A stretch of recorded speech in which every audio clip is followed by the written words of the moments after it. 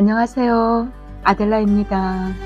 지난주 제가 사는 곳에서 1시간 30분쯤 떨어진 곳에서 사는 친구가 다녀가며 제비꽃 나무를 화분에 담아 가져왔네요.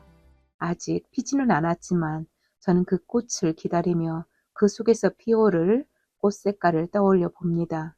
너무도 작아 몸을 놔둔 자세로 낮추지 않으면 지나치고 많은 아주 작은 제비꽃이죠.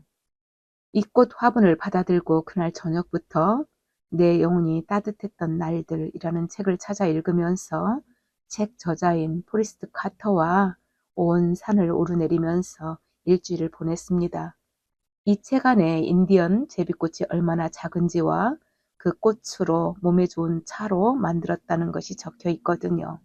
책 표지에는 이렇게 쓰여 있어요. 삶의 철학을 바꿔주는 작은 고전. 그렇죠. 고전입니다. 포리스트 카터는 체로키 인디언의 혈통을 일부 이어받은 그는 이에 자긍심을 가진 사람이었습니다.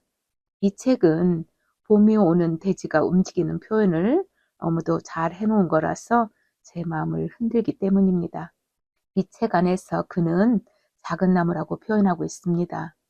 작은 나무는 아버지가 돌아가신 지 1년도 되지 않아 어머니마저 돌아가신 뒤 산속에서 살고 계신 할머니, 할아버지를 따라가게 됩니다.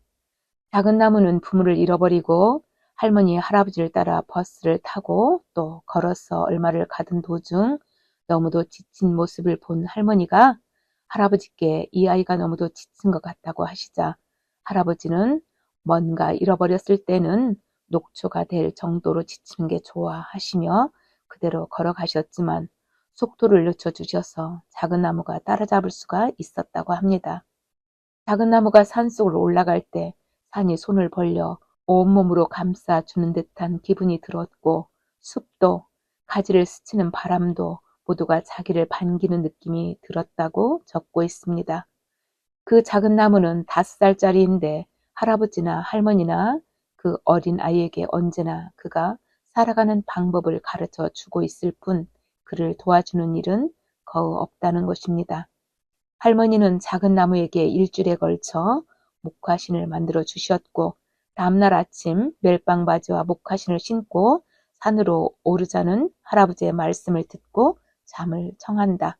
할아버지는 남자란 아침이 되면 모름지기 제 힘으로 일어나야 하는 거야 하셨고 다음날 아침 할아버지는 깨워주지는 않았지만 스스로 일어날 수 있도록 조금은 시끄럽게 하시고 조금은 유난스레 할머니에게 말을 걸기도 하셨다. 덕분에 할아버지보다 먼저 나와 기다릴 수 있었다.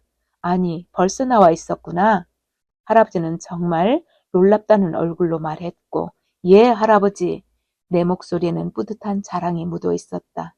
작은 나무는 급 경사가 진 산을 할아버지 뒤에서 종종거리며 따라가고 있었다. 할머니가 말씀하신 대로 어머니인 돼지 모누라가 작은 나무의 목화신을 통해 다가온 것이다. 여기서는 볼록 튀어나오거나 밀쳐 올라오고 저기서는 기우뚱하거나 움푹 들어간 그녀의 존재가 내 몸으로 전해져 왔다. 그리고 혈관처럼 그녀의 몸 전체에 퍼져 있는 뿌리들과 그녀의 몸 깊숙이 흐르는 수맥의 생명력들도 어찌나 친절하고 부드러운지 그녀의 가슴 위에서 내 몸이 통통 튀는 것 같다. 모두가 할머니가 말씀하신 그대로였다. 저는 이 부분이 너무 좋았거든요. 산에서 모든 생명력을 느끼는 그것이 좋아요. 이 책은 체로킨들이 얼마나 정직하게 살아가는지 잘 말해주는 책입니다. 작은 나무 할아버지가 칠면조 젖을 놓아 여러 마리가 잡혔는데 할아버지는 3마리면 되니까 어리고 건강한 녀석들은 살려두고 나이가 든 것 3마리만 챙겨 오시면서 손주에게 교육을 시키는 것이죠. 사슴도 어린 녀석은 잡지 말고 느리고 건강하지 못한 것을 잡아야 한다는 것도 가르치셨습니다. 물고기도 그물망을 엉성하게 만들어 작은 물고기는 빠져나가고 큰 고기만을 잡을 수 있게 하셨죠. 할아버지는 옥수수를 심어 보드카를 만들어 판매하셨습니다. 할아버지 보드카는 최고의 상품으로 만드셨다고 했어요. 언제나 정직하게 살아야 당당하고 자유로울 수 있다는 것입니다. 또 할머니는 이해하지 못하는 것을 사랑할 수 없다고 했습니다. 저도 여기에 동감입니다. 우리가 어떤 사람을 이해하지 못하면서 사랑한다는 말은 폭력 같거든요. 또 하나의 공감은 인디언들은 자기만의 비밀 장소가 있다고 하네요. 이 비밀 장소는 자기들의 영혼을 돌볼 장소라고 했어요. 정말 우리가 조용히 머물러 내 영혼이 어떠한지 살펴볼 필요가 있어요. 작은 나무는 위스키를 내다 팔고 할아버지가 할머니께 돈을 드리면 5센트나 때로는 10센트를 주었습니다. 그렇게 모아진 돈을 시내에 나갈 때마다 바지 주머니에 담아가지고 들어오기를 몇 번 하던 어느 날, 그날도 어김없이 50센트를 주머니에 담아가지고 나갔습니다. 시장에는 어느 남자가 송아지를 끈에 묶어 가지고 있었다. 나는 그 송아지를 쓰다듬어 주었다. 그러자 그 남자가 이 송아지가 너와 함께 가기를 원하는 것 같구나. 너 돈 있니? 그래서 50센트가 있다고 하자 그 남자는 인상을 쓰더니 할 수 없구나. 저 송아지가 너를 따라가기 원하니 가져가거라.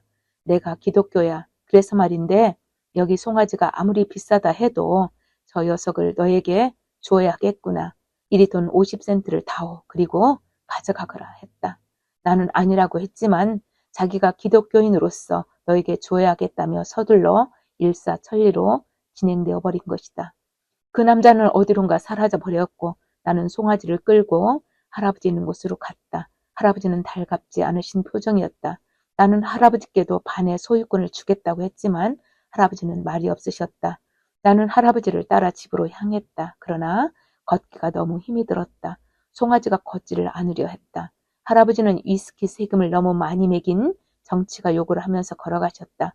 할아버지가 산 꼭대기를 겨우 넘어 돌 위에 앉으시는 바람에 나는 송아지와 같이 할아버지를 따라잡았다. 할아버지는 정치가 이야기와 천주교들의 이야기와 기독교인들의 이야기를 하는 도중 송아지는 넘어졌다. 죽은 것이다. 나는 송아지를 일으켜 세워보려고 노력했지만 허사였다. 나는 울지는 않았지만 울 뻔했다. 50센트가 눈에 아른거린다. 할아버지는 칼을 들고 죽은 송아지의 배를 가르고 간을 꺼냈다. 간은 얼룩덜룩했다. 병이 들었다고 하셨다. 병이 들어 먹을 수 없다고 하셨다. 하지만 가죽을 벗겨가면 할아버지가 10센트를 줄 것이라고 하시면서 가죽을 벗겨주었다. 나는 그 가죽을 메고 할아버지 뒤를 따랐다. 집에 가서 보니 내가 좋아하는 옥수수 빵과 완두콩이었지만 나는 입맛이 없었다. 저녁 후 할아버지는 말씀하셨다. 자, 봐라. 작은 나무야. 너 하는 대로 내버려 둘 수밖에 달리 방법이 없었단다. 만약 내가 그 송아지를 못 사게 막았다면 너는 언제까지나 그걸 아쉬워했겠지.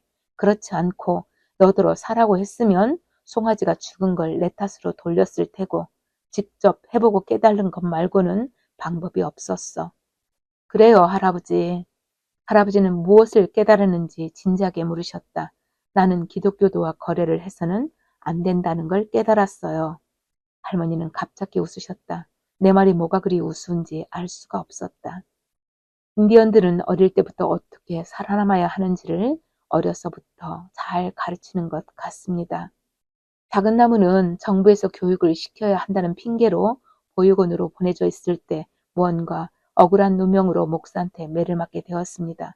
그때 너무도 아팠는데 할머니가 가르쳐 준 대로 인디언이 고통을 참는 방법은 인디언들의 몸을 잠재우고 대신 몸 바깥으로 빠져나간 영혼의 마음으로 고통을 느끼지 않고 고통을 바라본다.